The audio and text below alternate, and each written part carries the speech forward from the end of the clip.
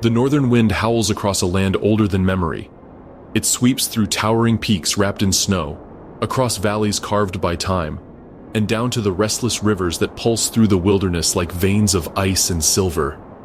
This is Alaska, a realm where the line between life and death blurs, where creation and destruction dance to the same rhythm, and where every heartbeat echoes with the pulse of something ancient.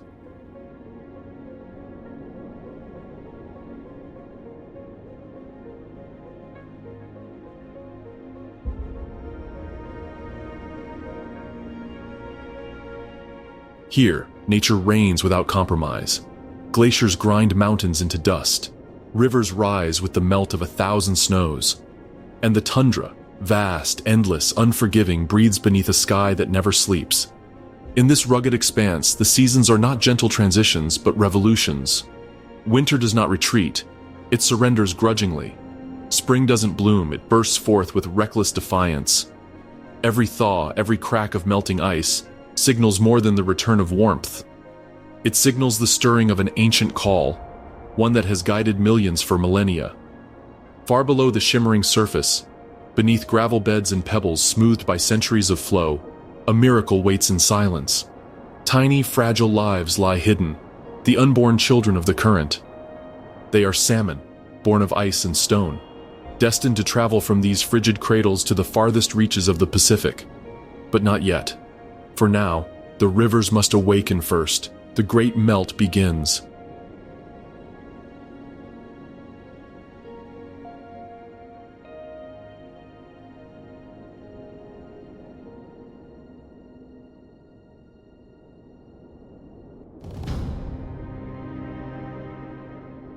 Mountains weep with the warmth of returning light. Streams swell into rivers. Rivers become torrents, carving their way toward the sea with unstoppable power. And with this rising surge comes motion, invisible at first, but soon to become one of the greatest migrations on Earth. Every creature feels it. The bald eagle, perched high above the spruce trees, scans the rivers with sharp, knowing eyes. Grizzlies stir from their long, hungry slumber, their instincts whispering of the feast to come. Wolves, seals, even orcas far offshore, all are bound by this one event, this eternal promise that life will soon flood the land once more. For this is no ordinary migration. This is a story written in the bones of the earth, a story that began long before man ever walked these valleys, a journey of endurance, of sacrifice, and of survival, where millions answer a call older than time itself. As the sun glints off the melting ice and the rivers roar with awakening strength, the first glimmers of life begin to move, a silent, unstoppable tide preparing to rise once more.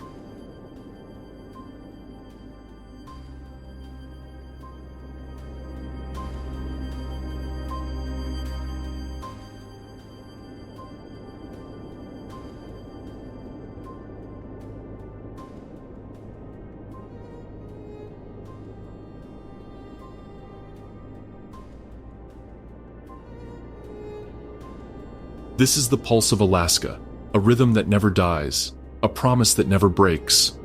Welcome to Alaska, home of the great salmon migration. As the rivers swell and the ice retreats, Alaska transforms. The stillness of winter, that long frozen silence, begins to fracture. What was once an empty, lifeless stretch of frost and shadow becomes a vast living stage, and upon it, one of nature's greatest dramas is about to unfold. This is the theater of survival, a realm where hunger and hope exist side by side, and where every creature, great or small, plays a part in the endless performance of life. At the heart of it all, the salmon are the scriptwriters.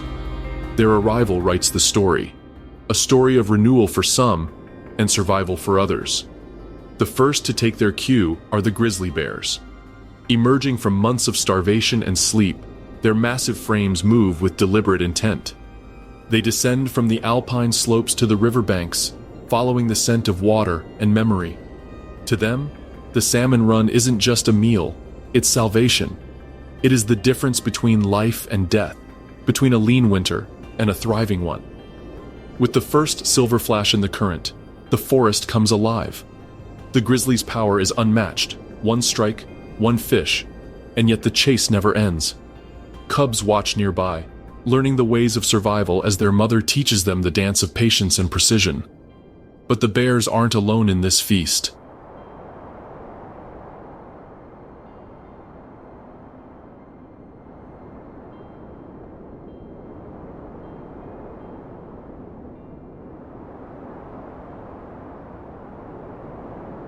Above them, the bald eagles glide effortlessly through the mist, their white heads gleaming in the light of a low northern sun.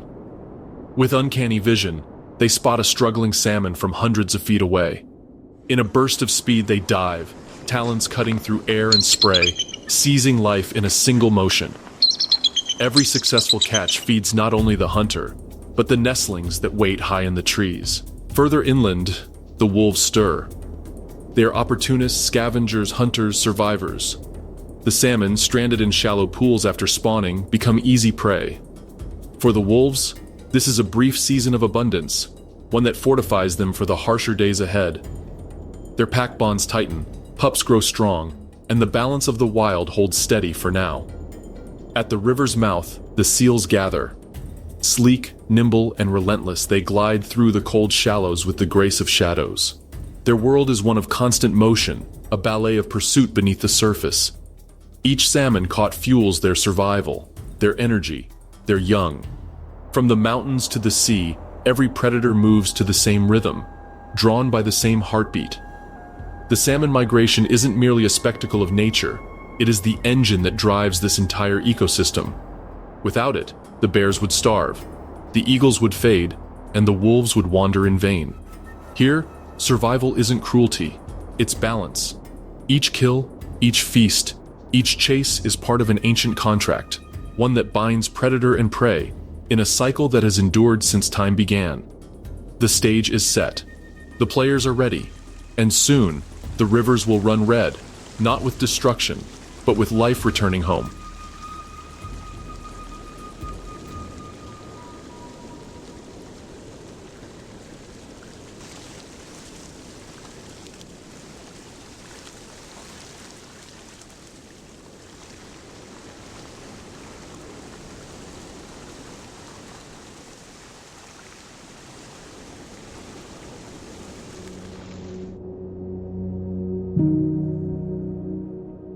Alaska, a land sculpted by ice, ruled by water, and defined by time.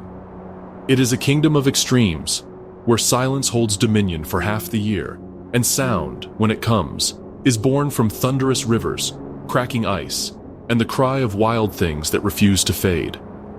From the sky, it seems eternal, a frozen tapestry of mountains and tundra, stitched together by veins of silver that shimmer beneath the breaking snow. But beneath this stillness lies a pulse, a hidden rhythm of change. Winter begins its slow surrender. The great thaw arrives not as a whisper but as an awakening. Glaciers groan and split as the warmth seeps in, releasing torrents of ancient water trapped for centuries. These are not mere streams. They are the architects of life, carving their way through rock and forest, feeding the land as they descend toward the sea. The mighty Yukon River, stretching over 2,000 miles, awakens with a roar. Fed by countless tributaries, it cuts across the heart of the state like an artery of liquid silver. From its source in the mountains of British Columbia to its mouth at the Bering Sea, it becomes the highway of life, the very path the salmon will one day follow home. Further south, the waters of Bristol Bay stir to life. It is here that the largest salmon run on Earth unfolds. A spectacle so vast it can be seen from the air, millions of crimson bodies transforming the blue waters into a living mosaic of motion and purpose.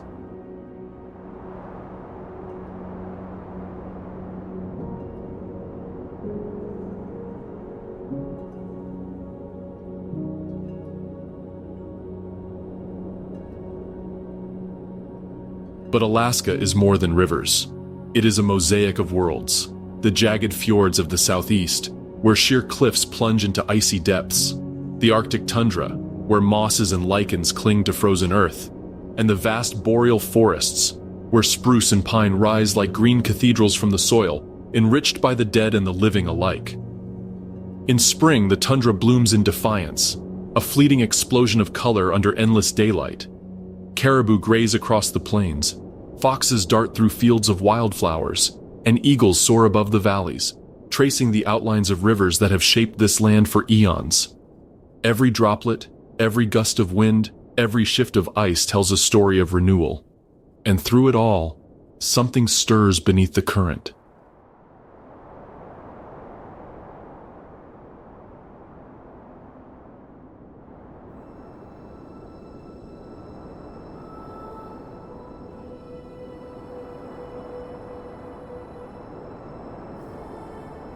For while the mountains awaken and the forests bloom, life beneath the water prepares for its own return. Hidden in the gravel beds of these rivers are the seeds of the next great journey, salmon fry, small and fragile, waiting for the moment the current calls them downstream. Soon the rivers that carve this frozen world will carry not just meltwater, but destiny itself, a migration written into the very soul of the North. The ice has melted, rivers have risen, and deep within them, the journey begins anew. Beneath the roar of Alaska's rivers lies another universe, unseen, untouched, but alive with quiet promise. Here, beneath the shifting gravel and ribbons of clear glacial water, the story of the salmon truly begins. It is a world sculpted from ice and stone, where time moves differently, measured not in hours or seasons, but in heartbeats beneath the current. Hidden within the gravel are millions of tiny translucent orbs, salmon eggs, fragile and perfect, each no larger than a pearl. They glisten in the dim light like droplets of sunrise, clinging to the safety of their rocky cradle. Every one of them holds a spark, a single heartbeat waiting for the warmth of life to begin. Their mother placed them here months ago, in a nest called a red, carefully carved by her tail into the gravel bed. With her last strength, she guarded them against the current, against predators, against time, until she could guard them no more. Now, her body has returned to the water that gave her life, enriching it once again. Her sacrifice nourishes not just her young, but the river itself. In this cold, oxygen-rich water, the eggs begin to breathe. Tiny eyes form, faintly visible within the orange glow. They quiver with the pulse of growth, as if hearing a distant drum, the steady rhythm of the river above. Weeks pass, then months. The cold is constant, the dark unbroken. But within that silence, life stirs. From within, a flicker of movement, then another. The fragile shell breaks apart, and a sliver of silver slips free. A creature no longer an egg, but not yet a fish. This is the alevin, a newborn salmon. Its body is translucent, its movements slow, its world confined to the stones that cradle it. Attached beneath its belly is a yolk sac, its first and only meal. From this, it draws everything it needs to survive: warmth, nourishment, and strength. It does not yet swim, nor feed, nor venture into the current. It simply waits.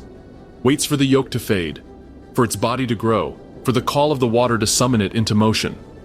Predators pass overhead, trout, insects, birds, but the alevins remain hidden, protected by the stones and the cold. Theirs is a quiet existence, but one with purpose. Every heartbeat prepares them for what lies ahead. As days stretch into weeks, the yolk sacs shrink. Fins begin to strengthen, gills to expand. The little fish now resemble their future selves, slender, silver, restless. Soon, they will rise from the gravel into the open current, where the world above will finally meet the world below.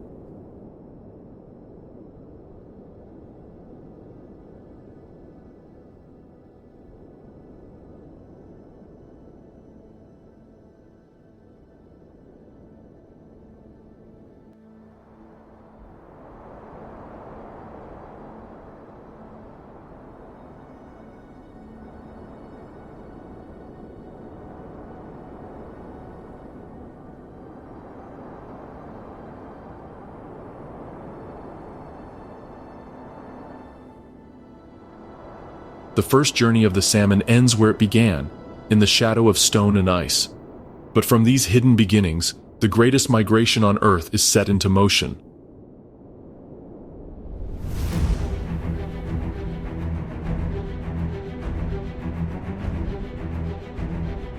What was once silent now stirs.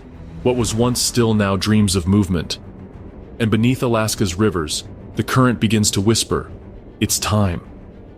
From the stillness of stone, movement begins. Tiny bodies flicker into life, no longer the helpless alevins hidden in the shadows, but sleek, determined creatures now ready to face the current. They are fried, and soon they will become smolts, juvenile salmon, driven by instinct toward a destination they have never seen yet somehow remember. For the first time, they break free from the safety of their gravel beds, slipping into the flowing current. Their scales catch the light, shimmering like liquid metal. The river, once a muffled hum above their world, now roars around them, powerful and endless. The journey downstream has begun. The salmon follow the pull of gravity, carried through narrow creeks that twist like veins through the wilderness. With each mile, they grow stronger, learning to fight the current and ride its flow. They feed on drifting insects, their movements graceful yet cautious. Every day brings new dangers and new lessons. Above the rippling surface, danger waits with watchful eyes. The kingfisher, patient and precise, tracks the silver glint of movement below. Then a sudden dive. The water erupts in a flash of wings and spray. For some, the journey ends here, but for others, survival means instinct, speed, and luck. Further along the river, another hunter moves through the shallows. A river otter, sleek and curious, slides beneath the current, weaving between rocks with effortless grace. It hunts with playful precision, its sharp eyes and quicker reflexes spelling danger for the young salmon. Each chase is a test. Only the fastest survive. Still, the current carries them on, past forests and valleys, through winding channels where fresh water meets the sea. It is here, in the estuaries, that their transformation begins, a miracle of nature written into their very DNA.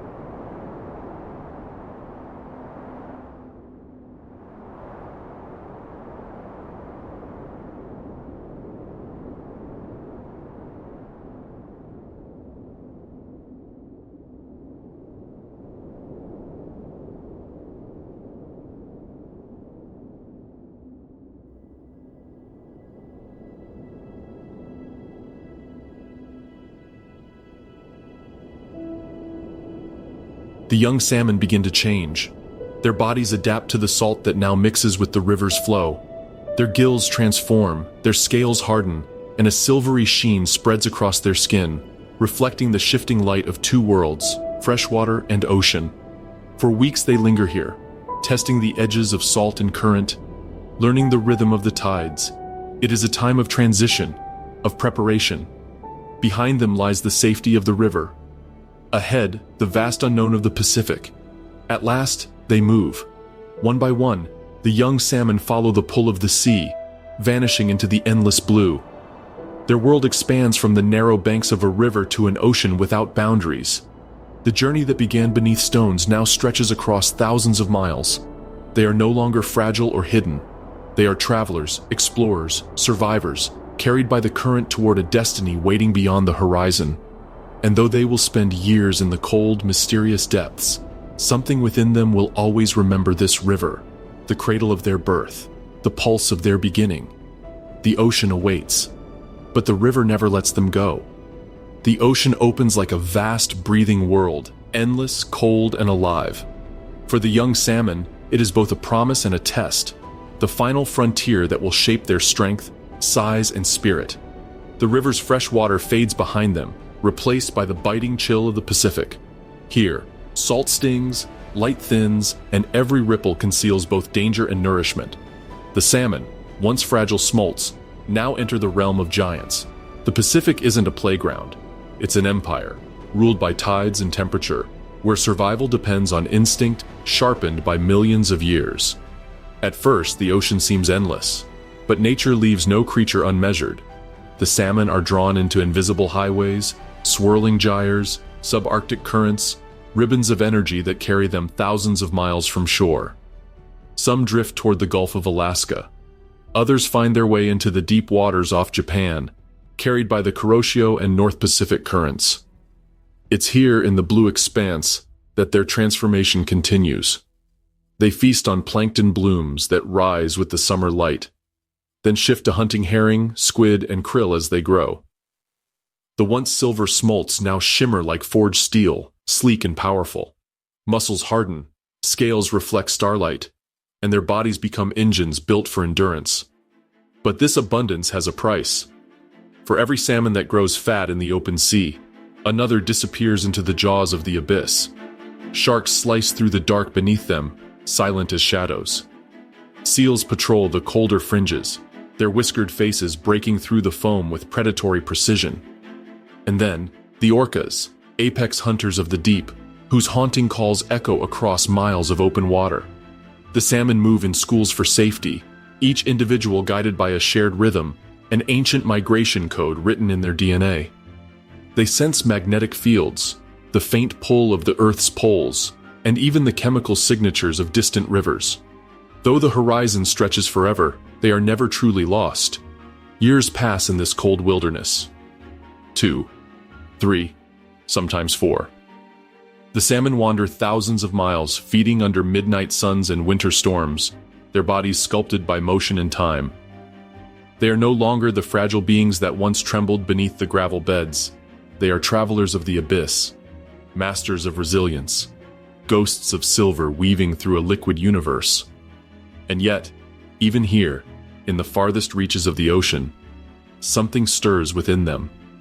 A pull, a whisper from the past.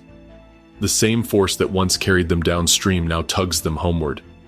Their hearts begin to beat faster. Their feeding slows. The great migration clock is ticking once more. Soon, these wanderers of the deep will turn back. Against tides, against hunger, against all odds, they will swim toward the rivers of their birth, a journey no map can guide and no storm can stop. Far out in the Pacific, where the sun touches nothing but water, something ancient stirs. The salmon, now matured and mighty, feel it first as a pulse, faint, steady, irresistible. A rhythm older than the continents. It beats not from the sea, but from the land. From home. The return has begun.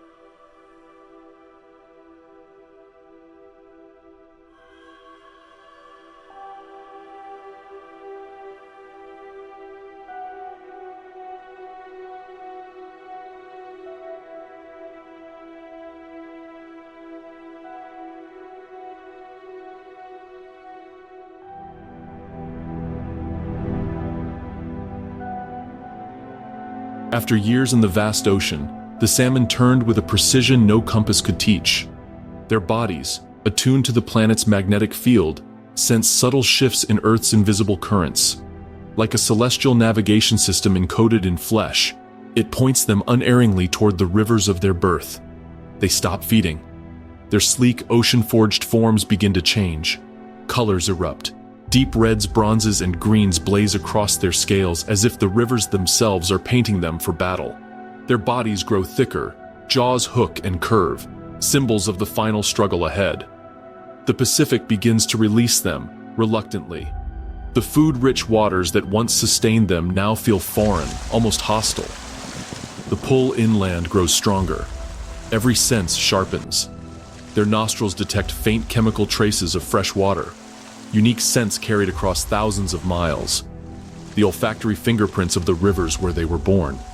They follow this invisible trail through storms and current, through predators that wait for the weak. Great white sharks, sea lions, and orcas patrol the coastal shallows, anticipating the feast. Yet the salmon press on, driven by instinct so pure it defies exhaustion. They leap through waves, pushing toward the scent of stone, pine, and glacier-fed streams. At last, the sea darkens with silt. The taste of salt fades. The first mouth of the river appears, churning, wild and unwelcoming. For many, this is the hardest threshold of all. The shift from saltwater to fresh demands immense physiological change. Their kidneys and gills recalibrate. The balance of life within them teeters between two worlds. Some fail, others surge forward, unstoppable. Eagles circle overhead, their cries slicing through the cold air. Brown bears gather along the banks, patient and still. Wolves linger in the trees, listening to the splash of bodies against the current. The land itself seems to awaken in anticipation. For them, this migration is not a mystery. It is a season of life renewed. Each salmon that crosses into the river carries more than muscle and will. It carries memory. Not conscious memory, but something deeper. A cellular knowledge of gravel beds and glacier waters, of moonlit eddies and hidden pools. They are guided by scent, sound, and the subtle gravity of belonging. And so they swim. Upstream, through rapids and canyons, through waters that grow colder and thinner with every mile. Their numbers dwindle, but their purpose never falters.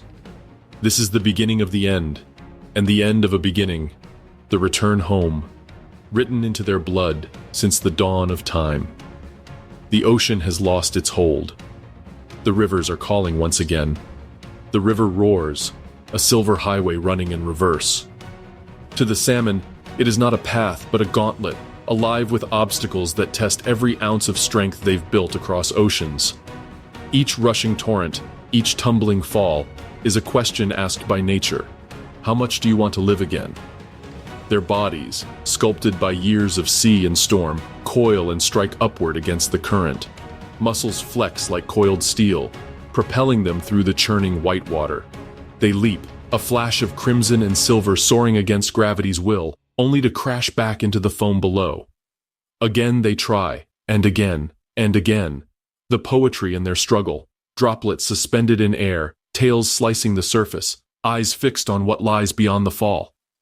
Each failed attempt drains precious energy, but surrender is not part of their story.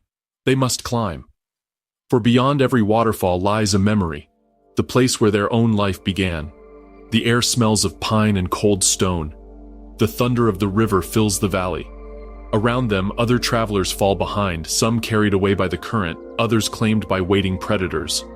Bald eagles dive from above, talons flashing like blades, lifting salmon from the water in a single powerful strike. Grizzly bears stand knee-deep in the shallows, their massive paws swiping through the chaos, feasting on the ones too weary to leap again. But even here, amid death, there is purpose. The fallen feed the forest.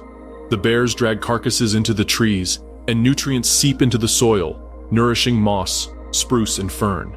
The salmon's struggle sustains everything around it, from the smallest insect to the tallest tree, and still, the survivors rise. Through canyons and cascades, they fight with bodies battered and scales torn.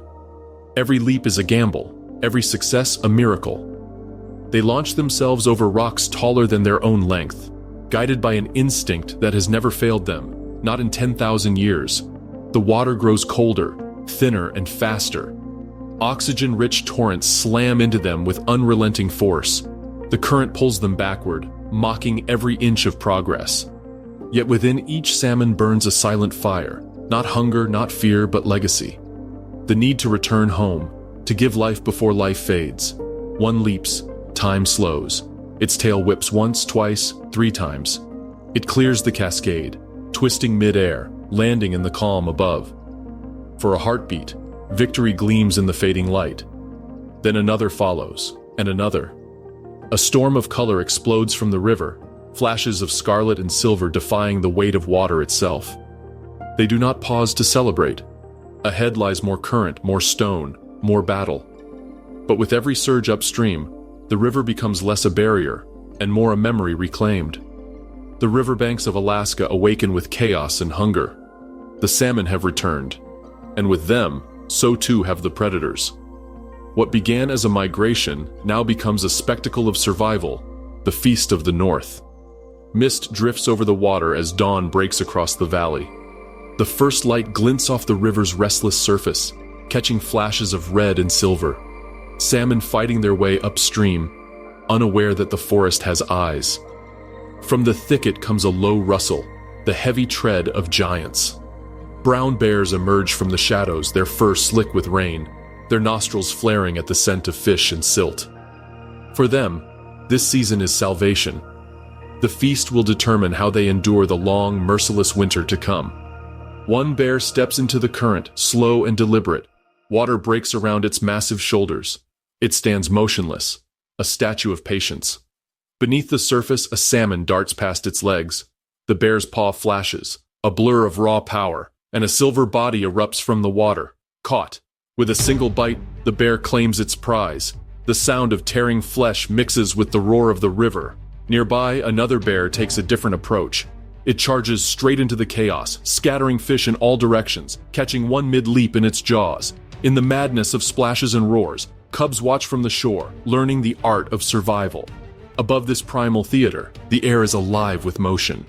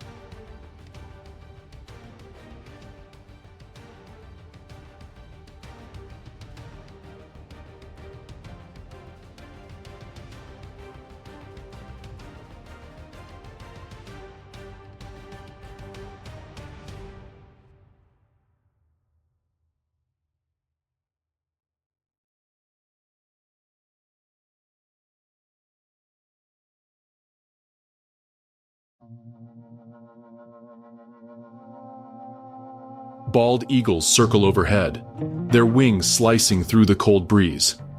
With the precision of arrows, they dive, talons outstretched, seizing fish that break the surface in one final desperate leap. From their perches on skeletal pines, they tear into their catch, feathers rippling like battle flags. Each strike, each cry, echoes through the valley like a call of triumph. Not far from the shore, another predator waits, the wolf. Unlike the bear or eagle, it does not charge or dive. It calculates. Packs linger near shallow crossings where exhausted salmon gather in schools too weak to resist. One wolf steps forward, eyes fixed on the glimmer of scales beneath the water. Then, in a sudden burst, splash! It snaps its jaws around its quarry, pulling it ashore. The rest join in, each taking turns, disciplined, efficient. For the wolves, this isn't just a meal. It's fuel for the hunt that never ends. From the air to the earth, from talon to fang to claw, the predators of Alaska converge on this single miracle of abundance. The salmon, thousands upon thousands, give themselves to the cycle. Their bodies nourish not only bears and wolves, but the forest itself. Leftover remains feed gulls, foxes, and insects, their nutrients flowing into the soil and rivers once again. For every life taken, another is sustained. For every predator that feeds, a lineage is ensured. In Alaska, death is not the end. It is the promise that life will come again. At last, after a journey of thousands of miles and countless trials, the salmon reach the place that is called to them since birth. The water here is calmer, shallower, threaded with gravel and glacial silt, a cradle and a grave both at once. This is where it all ends, and where it begins again. The survivors are few. Their scales, once bright with ocean silver, are now dulled and torn. Their fins are ragged, their bodies battered from the brutal climb upstream. Yet their eyes still burn with purpose, an ember that refuses to fade. The river murmurs around them like an ancient lullaby, soothing and merciless at the same time. The females move first. With careful sweeps of their tails, they carve shallow depressions into the gravel, reds, the nests that will cradle the next generation. The movement is slow but deliberate, every flick of muscle driven by instinct so deep it feels like memory. They clear away pebbles, shaping sanctuaries for their eggs, fragile beads of life that will rest unseen beneath the river's skin. But peace does not come easily. The males arrive, transformed by the fires of migration. Their jaws hook into fearsome shapes, bodies glowing in vivid crimson and olive, the armor of courtship and combat. The river becomes a battlefield. They lunge, twist and collide, teeth clashing, scales splitting, water exploding in flashes of violence. Each fight is a test of endurance and legacy, each victory a fleeting claim to immortality. Only the strongest will earn the right to fertilize the reds, ensuring their lineage continues beyond the grave. The females release their eggs, shimmering clouds that drift gently into the nests. The victorious males release milt, and life begins anew in the hush of the current. For a moment the chaos gives way to stillness, a sacred silence broken only by the sound of water running over stone. And then, it is over. Their purpose fulfilled, the salmon still. Their once vibrant colors fade to ash. Fins droop, bodies weaken, and they drift with the current, no longer fighting it. Death comes quietly, not as an enemy, but as a friend long expected. One by one, they surrender to the river that bore them, their final breaths dissolving into the water. Yet even in death, they give. Their bodies, rich in nutrients from the sea, feed the very world they leave behind. The bears, the eagles, the trees, even the young that will soon hatch beneath the stones. In this place of endings, there is no sorrow, only reverence. Every ripple, every glint of fading light upon the stream whispers the same truth, that life endures through sacrifice. The salmon have fought the current, the ocean, and time itself, not to survive, but to return. And as their bodies drift downstream, their legacy flows onward, a river of life that never truly stops.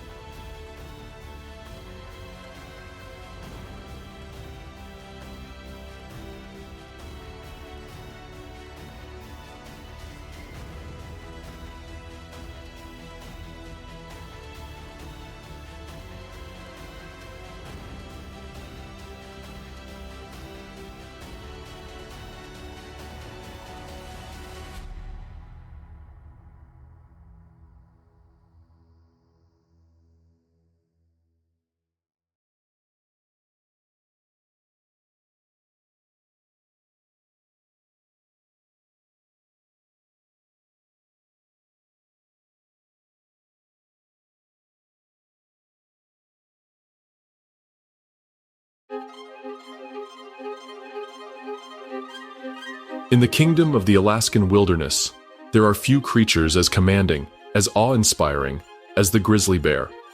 Here, along the roaring rivers of Katmai and Brooks Falls, they rule, undisputed monarchs of the salmon run. The air hums with the scent of fish and rain. Mist curls around the riverbank as the first massive form emerges from the forest, a grizzly, shoulders rolling beneath a coat thick as armor. Every movement speaks of power and patience. The river, churning with salmon, is both its hunting ground and its throne. It steps into the water, unhurried, deliberate. The current crashes against its chest, but it doesn't flinch. Its small, dark eyes scan the stream, waiting for the flicker of silver beneath the surface. Then in a flash, it strikes, a paw sweeping through the foam with the speed of a striking snake.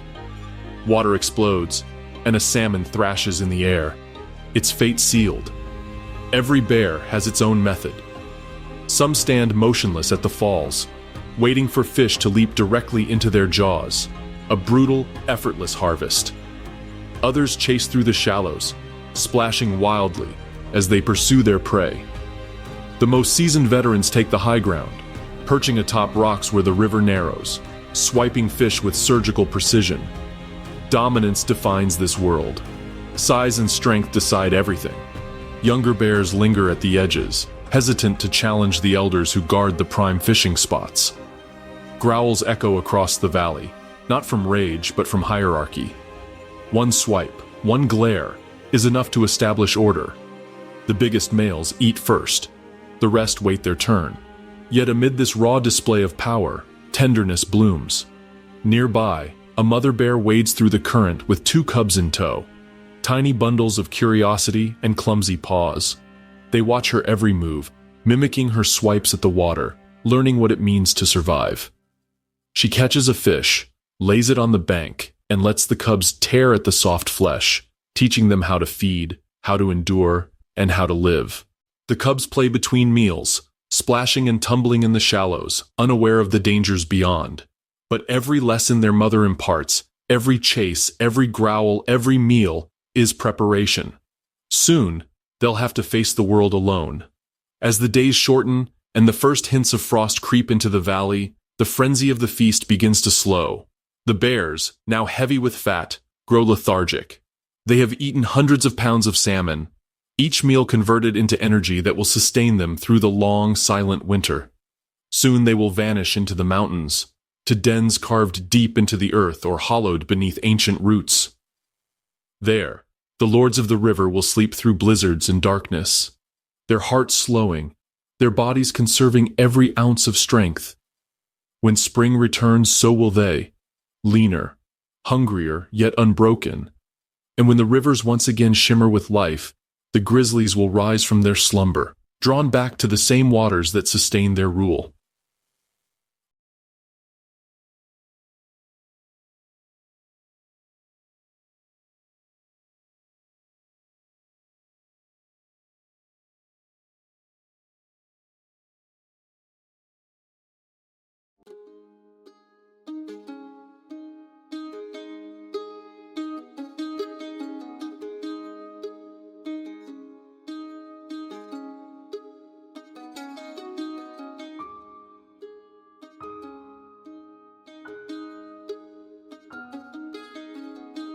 High above Alaska's endless wilderness, where the rivers gleam like silver threads stitched across emerald valleys, another predator reigns supreme, the bald eagle. With wings spanning more than 7 feet, it rides the wind like a living emblem of freedom, a master sculpted by air and hunger, through the wisps of cloud and over the mirror-like waters below. From this height, the salmon run looks almost serene, a ripple of silver beneath the surface. But to the eagle, every shimmer is an opportunity. Every movement is a meal waiting to be claimed. It circles once, twice, eyes locked on the current. Those eyes, sharper than any lens, can spot a fish from more than 2 miles away. The wings fold, the body dives. Like an arrow unleashed from the heavens, the eagle plummets, slicing through the wind at over 100 kilometers per hour. The water erupts, a burst of spray and feathers, as its talons close around a writhing salmon. In one powerful motion, it beats its wings, lifting its prize from the torrent, droplets glittering in the sunlight like shattered glass. But even in the skies, power is contested. The rivers attract not one hunter, but dozens. Bald eagles gather by the hundreds during the peak of the salmon run, and with them comes rivalry. 2 males clash in midair, their talons locking like swords. They tumble downward, spiraling dangerously close to the treetops before breaking apart, screeching defiance into the cold wind. Territory here is sacred, each bend of the river, each favored branch fiercely defended. The strongest claim the best vantage points, the weaker wait, watching from the shadows of the forest. Below, others feast. Some eagles steal from the bear's leftovers, swooping down to snatch scraps of fish flesh before the scavenging gulls arrive. Nothing goes to waste in Alaska's grand design. Every morsel, every fragment of life, fuels another. Beyond the feasting and fury lies another purpose, the next generation. High in the crowns of ancient pines, where the wind whispers through the needles, pairs of eagles build their nests. Massive structures, sometimes weighing over a ton, woven from branches, moss, and the soft down of their own feathers. Each stick is placed with deliberate care. The nests overlook rivers and valleys, perfect vantage points to watch both prey and predator below. Here the eagles lay their eggs, guarding them fiercely against intruders and the bitter northern cold. As the weeks pass, the chicks hatch, small, gray, and unsteady. Their parents share the burden of the hunt, bringing back morsels of salmon, teaching the young how to tear flesh and how to stretch their wings into the wind. Every lesson prepares them for the sky that will one day be theirs. Over mountains veiled in mist, over rivers that snake toward the sea. From above the cycle unfolds. Bears feasting, salmon dying, forests feeding, and eagles soaring, each link in the chain vital to the whole. As the rivers shimmer with life and the mountains echo with wind, the eagles watch from above, guardians of both death and renewal. For in Alaska, even the sky hungers, and the hunt never ends. When the rivers of Alaska awaken with the return of the salmon,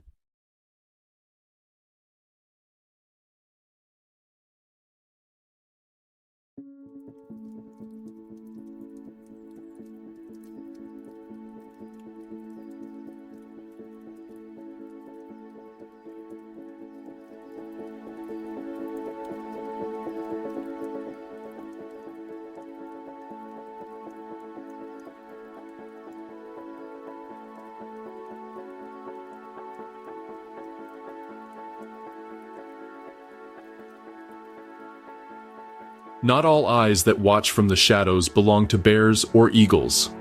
Deep within the spruce forests, another predator stirs, quieter, leaner, but no less formidable. The wolves of Alaska, masters of coordination and instinct, move like ghosts along the riverbanks, following the scent of fish and the promise of abundance. The dawn mist coils between the trees as the first light seeps into the valley. The forest holds its breath. Then from the darkness comes the faint crunch of paws against wet earth. A gray shape slips through the undergrowth, its eyes fixed on the sound of rushing water. One wolf, then another, and another, until the pack emerges in full, a synchronized force bound by loyalty and hunger. They are not here by chance. The salmon run dictates their rhythm, just as it does the bears and eagles. When the fish flood the rivers, wolves abandon their upland hunting grounds, drawn to the scent of opportunity. For them, the salmon run is both a feast and a reprieve, a time when prey is plentiful, and the hunt demands cunning rather than speed. The alpha leads, tail high and ears forward, scanning the river's edge. The younger wolves flank, watching the current for flashes of silver. One darts ahead, driving a cluster of exhausted salmon into a shallow bend where escape is nearly impossible. In perfect silence, the others close in. Then a sudden strike. Water explodes, jaws snap, and the pack claims its reward. Their cooperation is seamless, a choreography honed by seasons of survival. Each wolf plays a role: the driver, the ambusher, the sentinel. No movement is wasted, no sound betrays them. Even in the frenzy of the catch, their hierarchy remains clear. The alpha eats first, then the others, down to the smallest juvenile who waits patiently for scraps. Unlike bears, wolves do not gorge in one place. They take what they need, then vanish into the forest. They cache the rest, burying fish beneath moss and soil, preserving what they cannot finish for the leaner days ahead. It is strategy and foresight that defines the wolf's intelligence. As summer wanes, the rivers grow quieter, the salmon fewer. The packs begin to move again, leaving behind the watery feasts for the highlands and tundra, where caribou and moose roam. The scent of frost thickens in the air. Communication shifts from silent movement to haunting song, long echoing howls that roll through the valleys, marking territory, summoning unity.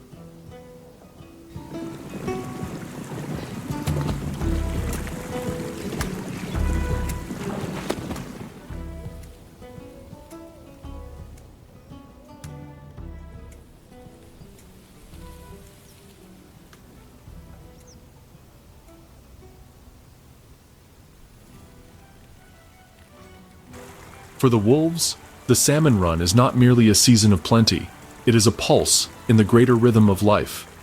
It teaches the young how to coordinate, strengthens bonds among the pack, and ensures survival when the world turns white and silent again.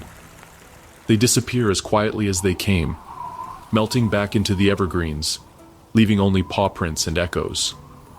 Where the rivers of Alaska meet the sea, the world transforms once more. The roar of the current fades into the thunder of waves, and the scent of pine is replaced by salt and spray. This is the domain of the coastal guardians, the seals and sea lions, powerful, sleek, and endlessly watchful.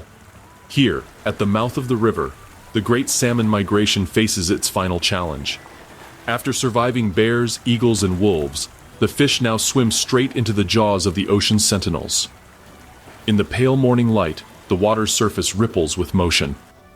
Harbor seals bob like dark stones, only their glistening heads visible above the surf.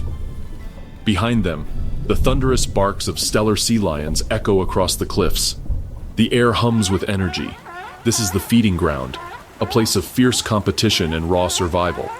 A lone salmon darts through the shallows, its silver body flashing like a signal. In an instant, a seal torpedoes upward, slicing through the water with astonishing speed. One powerful twist, and the fish is gone. Nearby, a massive male sea lion surfaces, claiming the space with a deep, resonant bellow that vibrates across the waves. Among these coastal predators, hierarchy rules. The beaches and rocks serve as battlegrounds where dominance is earned through brute strength and sheer will. Male sea lions, bulls weighing nearly a ton, fight for control over prized territories. They rear up, jaws gaping, clashing in brutal displays that send sprays of salt water into the air. The victorious bull claims his stretch of coastline, where he'll guard not just his resting space but also access to the richest fishing zones. Around him gather smaller, younger males waiting for a chance to challenge or sneak a meal from beneath his shadow. The seals, quieter but no less strategic, work the edges. They slip between waves and kelp, diving deep beneath the chaos. Unlike the loud and lumbering sea lions, seals prefer stealth over strength. They hunt in silence, using currents and light to ambush their prey before surfacing to swallow it whole. Yet for all their battles, both seals and sea lions share the same rhythm of survival, feeding, breeding, and resting in perfect coordination with the tides. The salmon runs are their seasonal bounty, the gift that keeps the coast alive. When the fish disappear, so do the hunters, dispersing into deeper waters to chase schools of herring and squid. Above them, gulls circle and cry. Below, the shadow of a shark sometimes glides by, reminding even these powerful predators that the ocean has no true ruler. By late autumn, the beaches grow quieter. The victorious bulls bear the scars of their season, torn flippers, fresh cuts, and fading roars that echo into the fog. The seals haul out together side by side, resting on cold rocks warmed by the weak sun. They are the coastal guardians, not out of choice, but of nature's decree. At the edge of the river and sea, they stand between two worlds, the wild current of the salmon and the endless blue beyond. Beneath the rolling swells of the North Pacific, a haunting song reverberates through the water.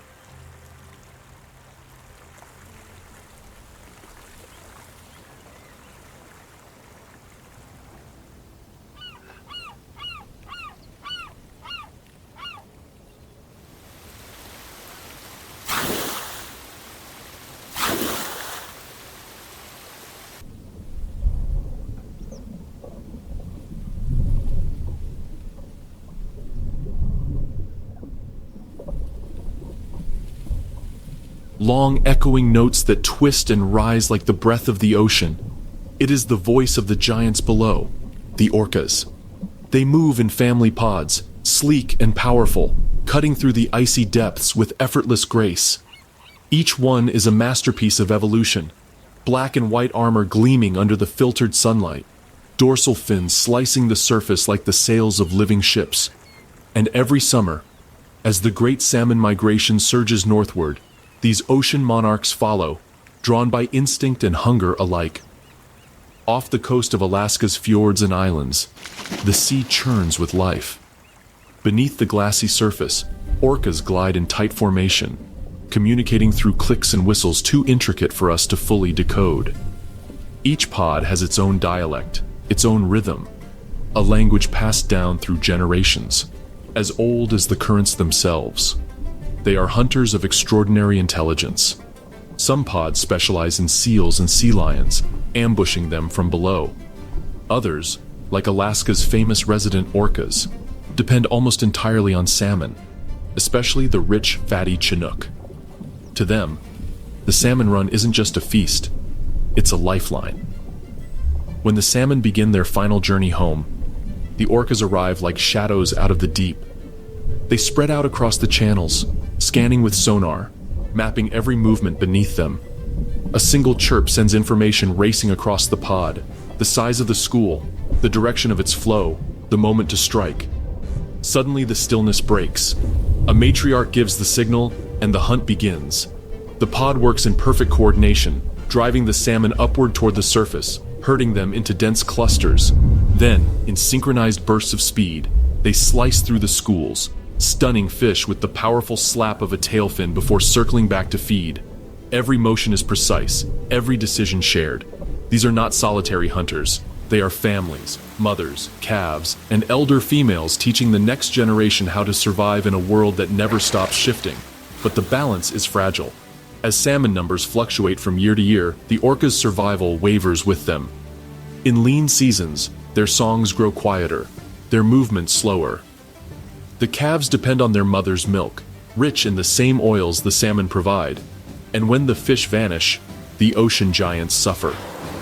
For the orcas, the salmon run is more than an event. It's a covenant between predator and prey, one that ties ocean to river and sea to mountain.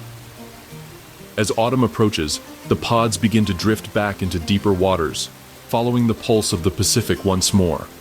The last rays of evening catch their dorsal fins as they rise and fall, silent shadows against a crimson sky.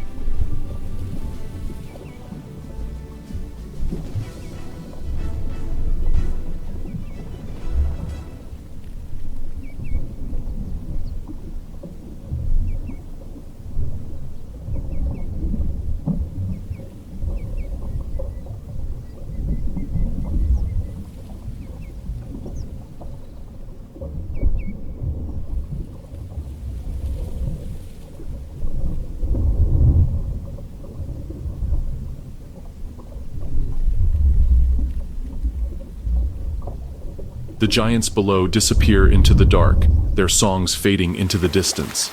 But when the rivers call again, when the salmon return, so too will they, the orcas of Alaska, rulers of the deep, bound forever to the heartbeat of the wild.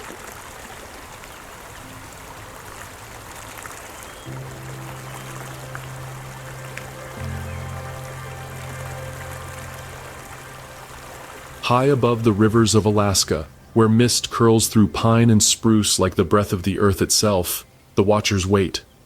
Dark eyes scan the rippling waters below, catching flashes of silver as the salmon fight their way upstream. These are the ravens, clever, cunning, and endlessly curious. To them, the chaos of the salmon run is more than a spectacle. It's an opportunity. The air hums with wings. Hundreds of seabirds circle the banks, gulls, terns, and cormorants, their cries slicing through the mountain silence. They gather in great numbers where the bears have feasted, picking through the remains left behind. Every torn scrap of flesh, every piece of bone, becomes part of the feast. Nothing in this wilderness goes to waste. On the riverbank, a raven lands beside a half-eaten salmon carcass. Its feathers shimmer with a metallic sheen, blue, purple, black, like spilled oil beneath the pale sun. With sharp precision, it tugs at the soft tissue, pulling away what larger predators have ignored. Nearby, gulls squabble noisily, darting in to steal morsels whenever the raven hops aside. This dance of scavengers is not chaos, it's order. A natural system of recycling, centuries in the making. Every salmon that dies along the shore feeds more than just the bears and eagles. It feeds the forest itself. As ravens and seabirds feed, they scatter pieces of flesh, drop scales, and spread nutrients far beyond the river's edge. Rain and runoff carry what's left into the soil. There, the nitrogen and phosphorus from salmon bodies nourish trees, mosses, and even the smallest fungi clinging to roots. In this way, the salmon, even in death, become architects of the forest.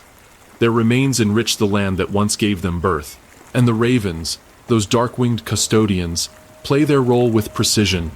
They clean what others leave behind, stripping bone and sinew until only white skeletons remain, gleaming beneath the northern sun. They are scavengers, yes, but also stewards of balance.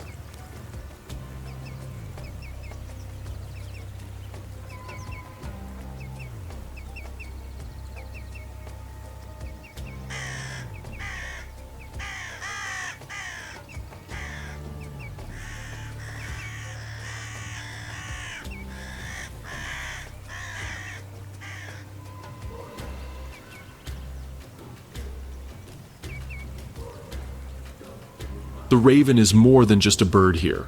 In Alaskan legend, it's a symbol of creation, the trickster, the teacher, the one who brings light to the world. You can see that intelligence even now in the way it solves problems, uses tools, or caches food for leaner days. It's as if the raven understands its place in the great machinery of life, not as predator or prey, but as the quiet cleaner, the unseen caretaker.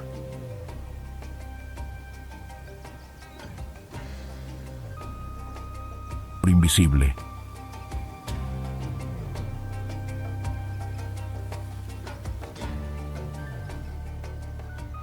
Out to sea, gulls and puffins ride the wind, scanning the waves for scraps carried from the rivers. Cormorants dive beneath the surface, emerging with gleaming fish between their beaks. On rocky cliffs, kittiwakes nest in dense colonies, their calls echoing like laughter over the surf. Together, they ensure that nothing in Alaska's ecosystem is ever truly lost.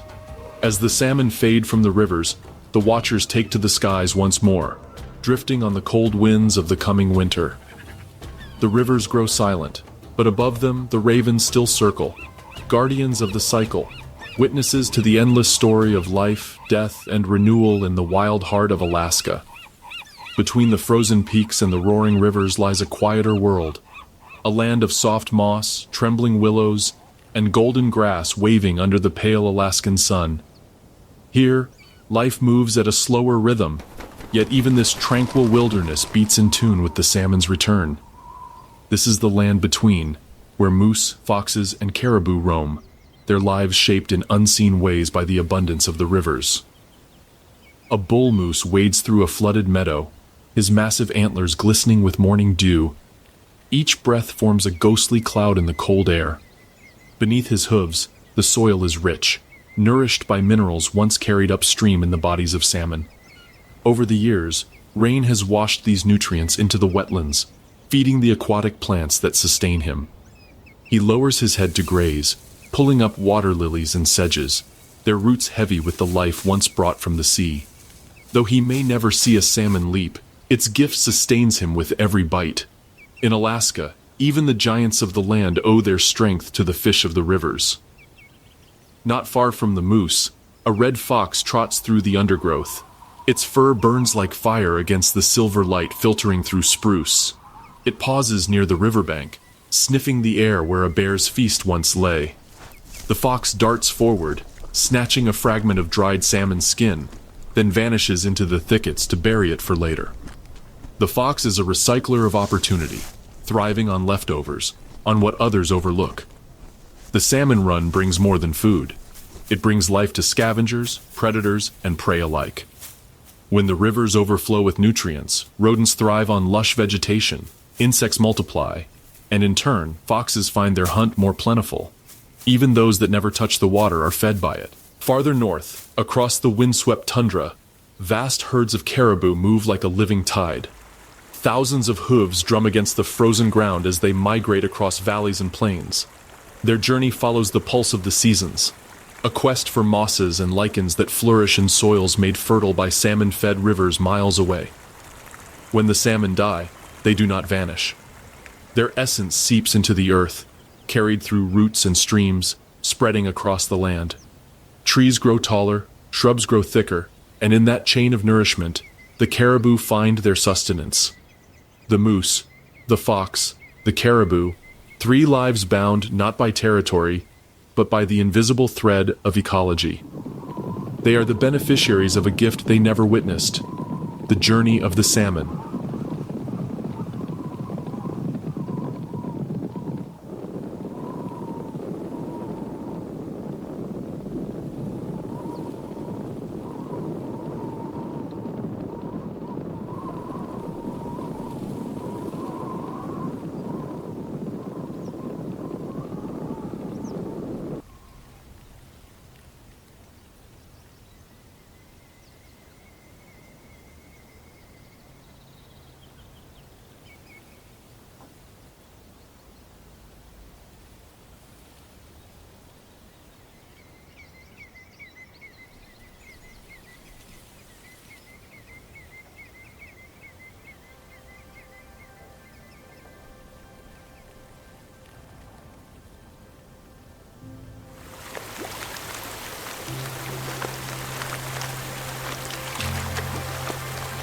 In Alaska, the balance of life is not loud. It hums softly beneath the wind, whispering between the rustling leaves and the crunch of hooves on frost. From the smallest insect to the mightiest antlered bull, all thrive because the rivers run red with returning fish each summer. The salmon are not just the heartbeat of the water, they are the soul of the land between. When the rivers fall silent and the last salmon has fought its final battle, the true miracle of Alaska begins, not in life's movement, but in its stillness. Along the banks where the bears have feasted and the gulls have cried, the bodies of countless salmon now lie scattered beneath the mist. The air is thick with the scent of decay, yet it is the fragrance of rebirth. The forest stands still in the fading light, but beneath its surface, an unseen alchemy unfolds. Rain seeps through the soil, carrying the remnants of salmon flesh deep into the roots of trees. Nitrogen, phosphorus, and carbon, the very building blocks of life, flow through veins of earth and water, feeding mosses, fungi, and the towering giants of spruce and cedar. Every fallen salmon becomes a seed of life, transforming the forest from within. Scientists have traced this exchange, the chemical fingerprints of fish appearing in the leaves of trees miles away from the river. The salmon, born in water, die to feed the land. As the days pass, the stillness of death gives way to motion once more. Clouds of insects rise from the carcasses, flies, beetles, and maggots busily at work, breaking down what remains. Spiders weave webs between the reeds, snaring their fill. The hum of wings fills the air, a chorus of tiny laborers turning flesh into fertility. Birds swoop down to feed on the swarms, while mice and voles dart among the debris, gathering what they can. Even the smallest creatures play their part in this grand cycle, one that never ends, only transforms. Months later, when snow covers the rivers, and the bears have long since retreated into their dens, the forest remembers. Come spring, the moss grows thicker, the leaves greener, the wildflowers more vivid. The nutrients carried in from the rivers have breathed new energy into the soil. Young saplings rise stronger, nourished by the ocean's distant touch. In Alaska, the connection between sea and forest is not metaphor, it is a living truth. The same salmon that feed bears and eagles also feed trees and soil. Their bones rest beneath the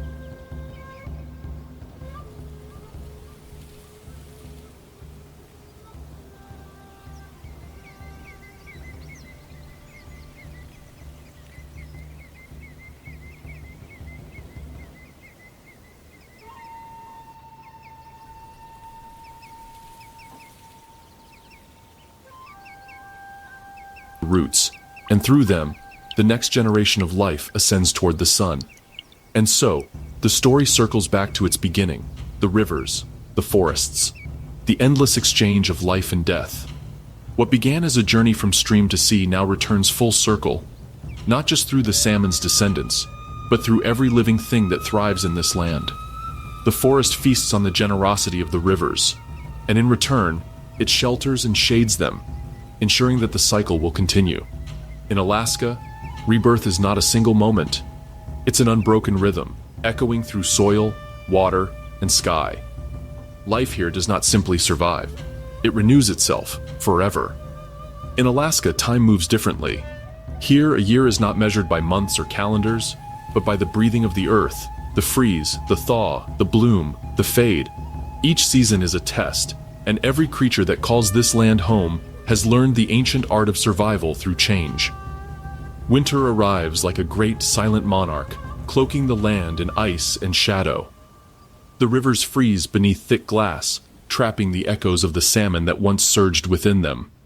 Snowdrifts bury the meadows, and the sun hangs low, casting a pale blue light across endless fields of white. Most of the forest falls still. The bears have retreated to their dens, their dreams heavy with the taste of summer salmon. The moose tread slowly through knee-deep snow, their breath steaming in the bitter cold. Foxes trace delicate paths across frozen ponds, listening for the faint rustle of prey beneath the ice. Only the raven dares to laugh at the cold. Its black form cuts across the gray sky, a living shadow against the frozen world below.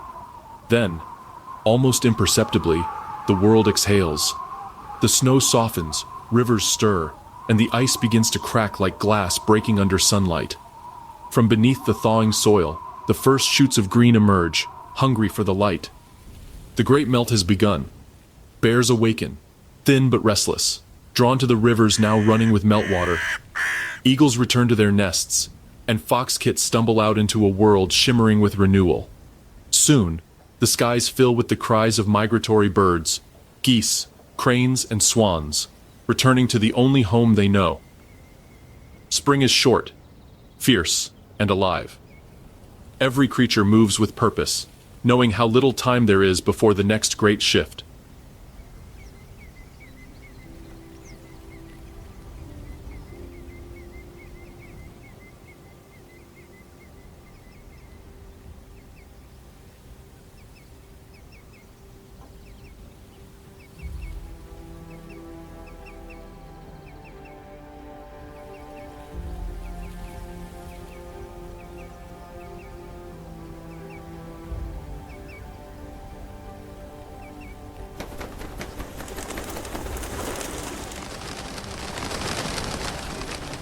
By June, Alaska explodes with life.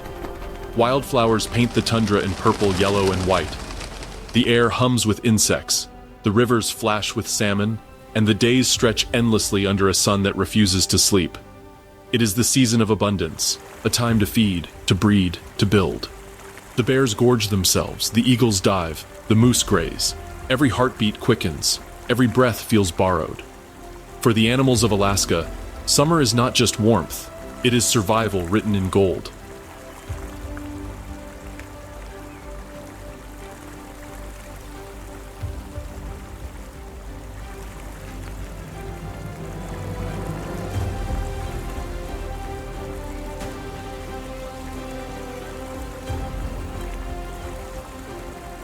Then, as the first frost returns, the light begins to fade. The leaves turn amber and crimson, and a chill creeps into the wind. The salmon have finished their ancient dance, and the rivers run clear once more. Caribou gather for migration, moving like drifting clouds across the tundra. The bears grow sluggish, preparing for sleep. The forest quiets, returning to its long meditation beneath the coming snow. And so, Alaska turns once more, from silence to song, from death to life, from winter's grip to summer's grace. This land endures because it adapts. Every creature, every blade of grass, knows its rhythm by heart. For in the far north, change is not the enemy, it is the only constant, the heartbeat that keeps the wilderness alive. Alaska is a land forged by two eternal forces, fire and ice. Beneath its tranquil beauty lies a battlefield of elements, where glaciers carve mountains into valleys and volcanoes paint the sky with fire. Here, creation and destruction are not opposites. They are partners in an endless dance that shapes the wild heart of the North. In the far reaches of the Brooks Range and along the coastlines of Kenai and Prince William Sound, glaciers move with the patience of time itself. Mile after mile of blue-white ice stretches into the horizon, ancient and alive. Each creak and groan echoes through the valleys, the slow breathing of the earth. These frozen giants are sculptors. As they grind their way downhill, they carve deep fjords and rugged riverbeds, leaving behind shimmering lakes and fertile plains. And when they melt, they feed the rivers, the lifelines that carry salmon to the sea and back again. From the mountains to the tundra, every droplet of meltwater carries the memory of millennia, whispering stories of the Ice Age when glaciers ruled this land.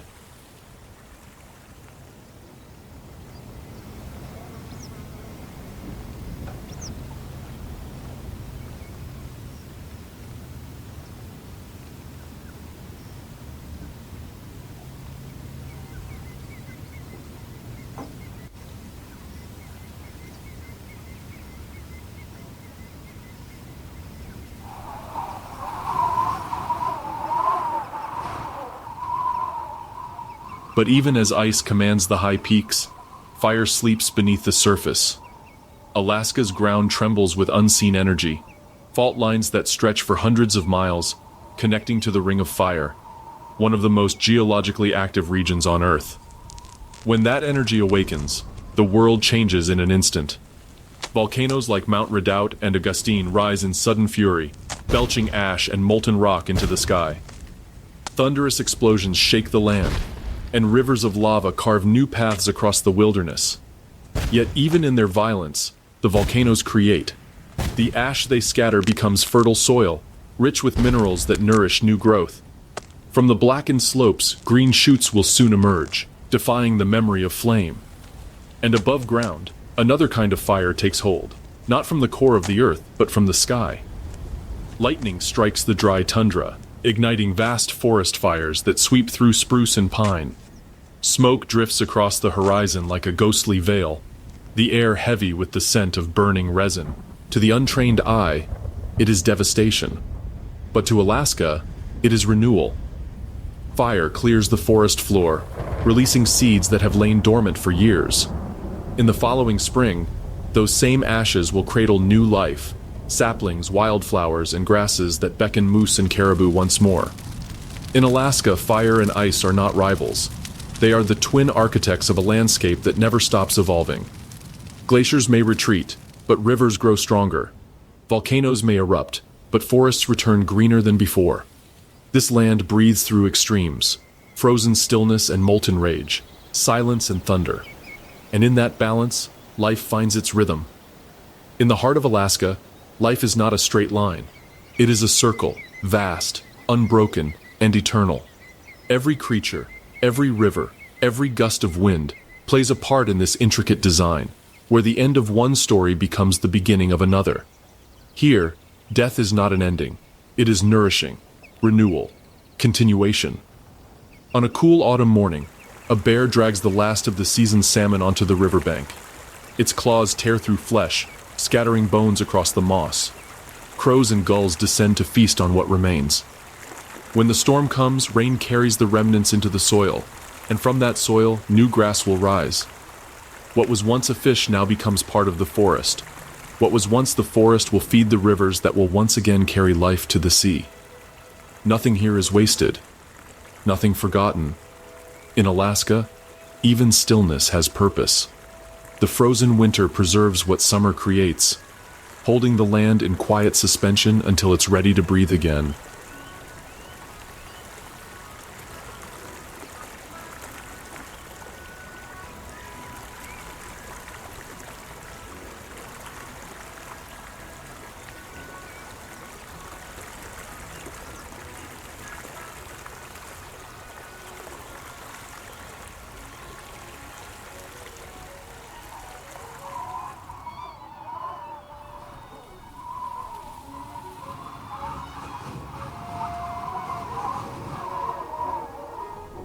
From the smallest plankton drifting beneath the icy waves to the colossal grizzly roaming the shoreline, everything is bound together by invisible threads of exchange. The salmon feed the bears feed the soil feeds the trees shelter the rivers that one day will cradle salmon eggs once more. The eagle's discarded bones become calcium in the soil. The decayed leaves of birch and spruce become shelter for insects that feed the fish. Each death feeds life, and each life moves toward its own gentle surrender.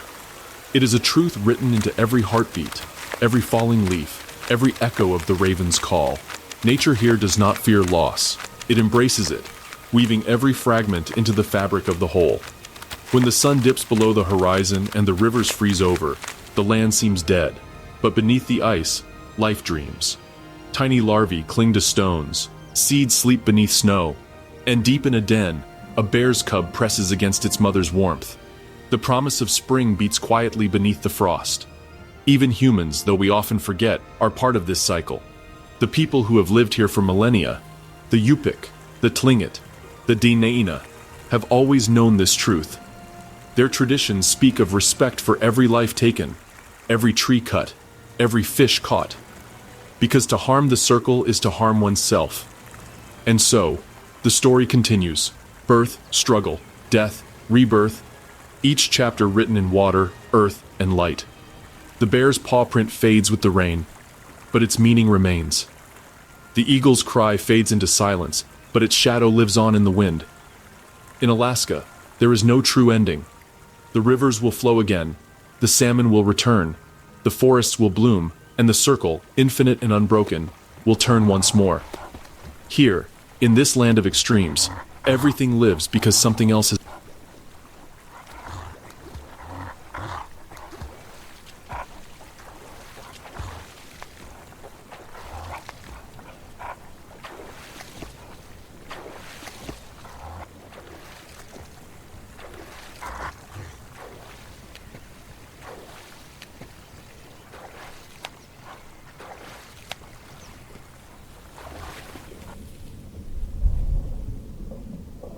died, and everything dies, so that life may live again. In Alaska, the rivers do not just carry water, they carry memory. For thousands of years, long before roads or engines, the people who lived along these banks learned to listen to the river's voice.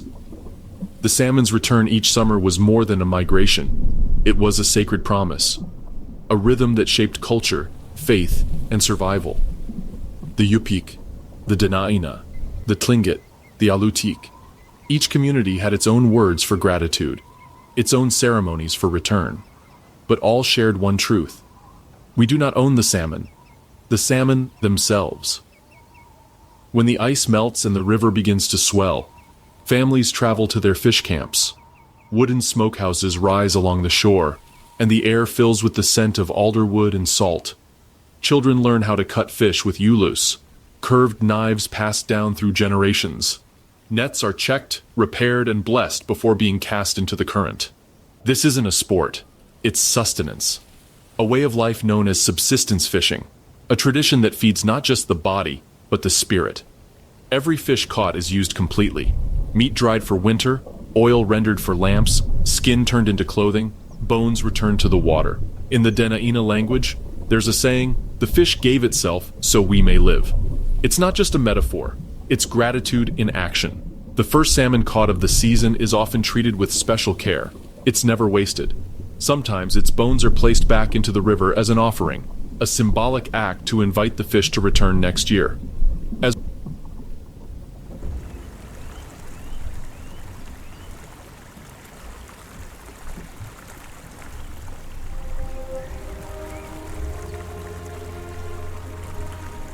one elder from the Tlingit people once said, "If you take too much and give nothing back, the river remembers." To the indigenous Alaskans, nature isn't a backdrop or a resource. It's kin. The rivers are ancestors, the mountains are elders, and the animals are relatives with their own spirits and rights. The word respect is not spoken lightly, it's lived. In every gesture of restraint, in every shared meal, in every prayer whispered over the smoke of drying salmon. In small villages like Bethel, Non-Dalton, and Emmenak, the cycle of the salmon is the heartbeat of the year. When the fish return, the people return to each other, gathering, laughing, singing, repairing nets side by side. Knowledge passes from grandmother to granddaughter, from father to son. It's a rhythm that modern life has tried to disrupt. With dams, overfishing, and pollution, but one that endures because it is rooted in something deeper than convenience: reverence. When you stand by an Alaskan river and watch the silver flash of salmon fighting upstream, you're not just seeing a natural spectacle, you're witnessing an ancient covenant between water and land, fish and people. As a Yupik proverb says, "When the salmon returns, so does our spirit." And so, each year they wait, they fish, they give thanks. Because to live here is to remember. Life flows in circles, and every river carries the voices of those who still listen. The river begins where the snow melts, and ends where the sea breathes. Between those two places, an ancient story unfolds, again and again, as if time itself were caught in a loop of shimmering scales and beating hearts. It begins beneath the gravel, hidden from all eyes. Tiny salmon eggs, glowing like amber jewels, lie cradled in cold, oxygen-rich water. From these fragile spheres, alevins stir, life beginning in silence. They feed on yolk and instinct, learning the current before they ever see the light. Then comes the first drift downstream. The smolts, sleek, silver and restless, feel the pull of the unknown. Their bodies change, preparing for the taste of salt.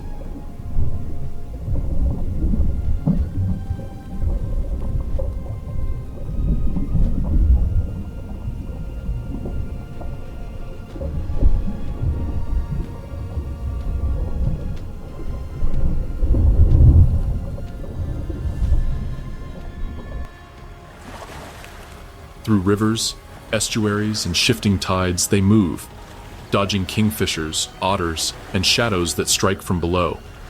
And when the fresh water fades into the vast blue of the Pacific, they vanish into mystery. Out in the cold abyss, the salmon grow. They chase plankton blooms through endless currents, feeding where sunlight touches the surface and diving deep when darkness calls. They swim among whales, seals, and sharks, all part of the same rhythm of hunger and survival. For years, they live as ocean wanderers, until one day something ancient stirs inside. A signal, invisible but irresistible. The ocean begins to lose its hold. The rivers call again. And so they turn, traveling thousands of miles through a world they've never seen yet somehow remember. Guided by the Earth's magnetic fields and the faint scent of the very stream where they were born, they return.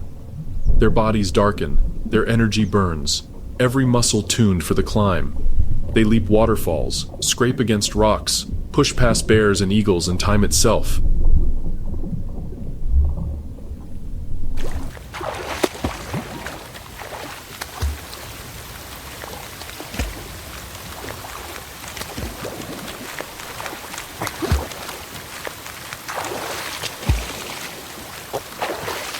Many fall back. Some are taken by predators, but enough endure.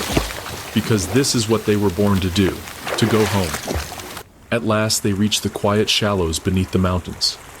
Here, in the same gravel where their own lives began, the circle completes. The females carve nests with their tails, laying eggs into the current's cradle. The males guard them fiercely, their final strength spent in devotion. Then, as the cold current drifts over them, the salmon die, bodies fading back into the water that raised them. But death here is not an ending. The river takes their bodies, turning them into nourishment for the forest, feeding moss and cedar, fox and bear. The eagles carry pieces to their nests, and the soil blooms richer for it.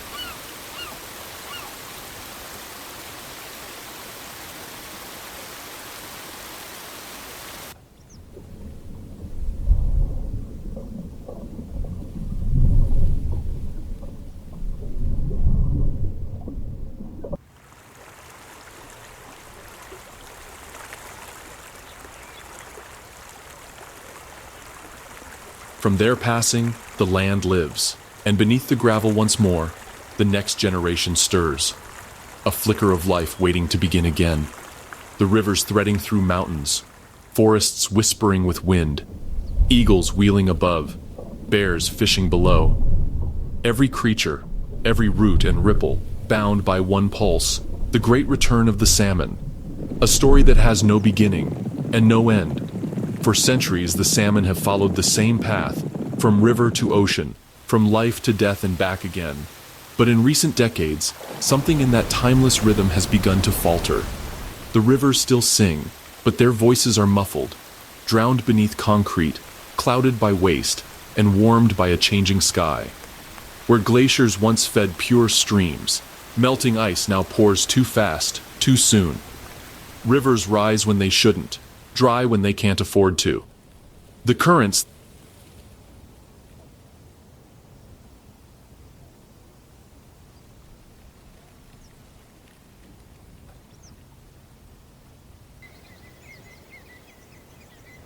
that once guided salmon home have become unpredictable highways of heat and sediment.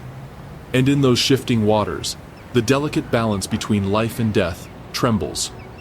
Further downstream, the human world presses closer. Dams slice across ancient migration routes, blocking the passage of millions.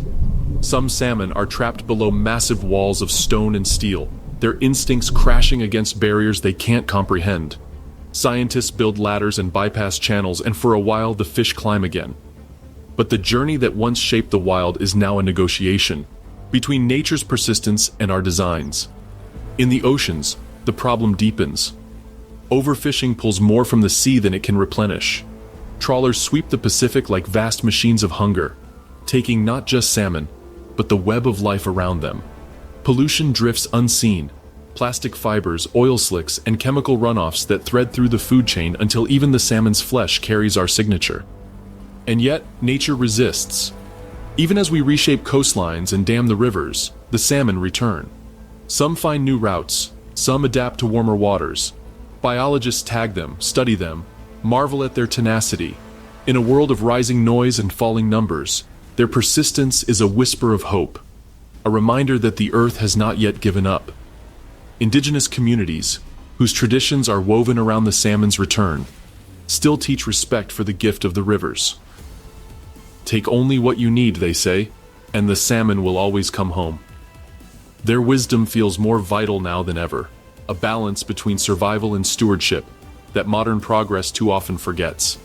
The truth is, humanity's footprint will never fully vanish from Alaska's wild, but it doesn't have to crush what remains.